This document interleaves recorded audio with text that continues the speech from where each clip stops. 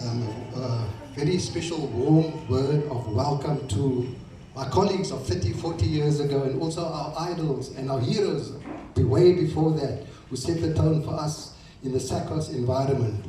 So what I'd like to say is, a few weeks ago I was in Cairo at the UCI Nations Cup, international track cycling event, and South Africa was represented by 4 riders, but these were all white riders.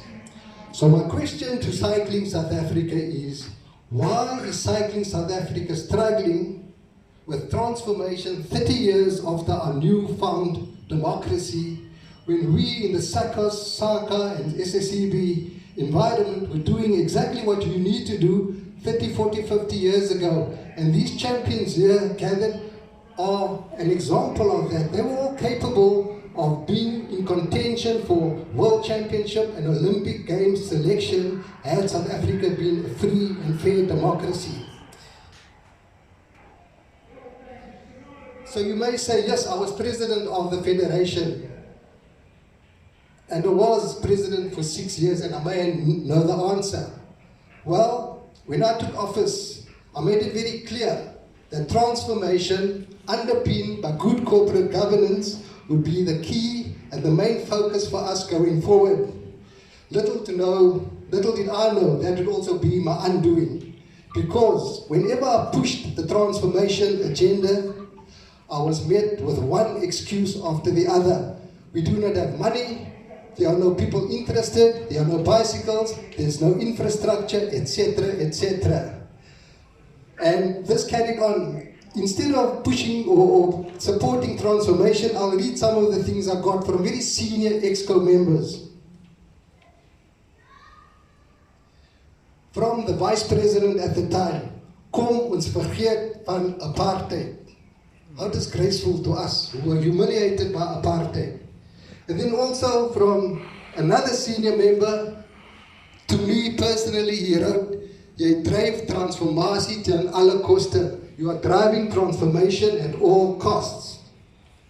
After the Rio 2016 Olympics, I made a statement. I said, never again will Cycling South Africa send an all-white team, including management, to an event of that nature. Instead, in 2018, with the Commonwealth Games, I discovered that the road director and the mountain bike director were working in cahoots with the Secretary General, and they were nominating one or the other as code manager at the time, and a letter was sent to SASCOC without my knowledge.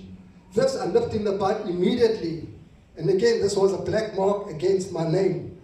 Even when I proposed the co-opting of Mr. Bucas onto EXCO, this was not approved by Manco nor EXCO, but I nevertheless pushed on, and Mr. Bucas, as you can see, has done valuable work for us. So it became an issue, and the more I tried to rectify it and push the transformation and good corporate governance, the more I became an enemy. To such an extent that I received emails from general membership warning me of senior EXCO members working behind the scenes to get rid of me. This came to a head at the general meeting in Johannesburg, where one of their own stood up in the meeting and he said he could no longer be part of the organization where there are emails floating around trying to oust and get rid of the president. I tried to carry on, but there's a saying in life, it says, the only way to win in a toxic environment is not to play. You be the judge of what my decision was. So to Cycling South Africa, I can say, what is needed for transformation to be a success is that we need a concerted effort, but we need a mindset change at all levels in the boardroom so that we can see true representation on the sporting front. We need a mindset change at national, provincial, regional and club level. If not, we will still be talking transformation 30 years down the road. And I always said, the measure of a success with transformation is when we no longer talk about transformation, but the transformation debate rages on. Nevertheless, Cycling South Africa, I'd like to say thank you very much for this opportunity, for at least following through on the initiative I started way back 7 years ago, and for Mr. Bucas for his work in getting us to this point. Thank you. Everyone here appreciates what has been done, but I think the journey continues.